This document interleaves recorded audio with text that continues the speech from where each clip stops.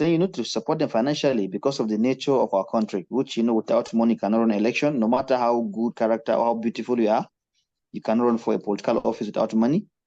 So if surely the government want to support the youth for them to be running election, it's for them to support them financially, technically, for the youth to at least have experience, to run. So that is my own perspective for the previous government. And for this government, I think the only way the youth can be engaged in politics is by giving them an appointment. At least to my own opinion, the Nigerian leaders can say, okay, from councillor to House of Representative should be a position for the younger generation. Do you understand? So I think, to me, bringing this kind of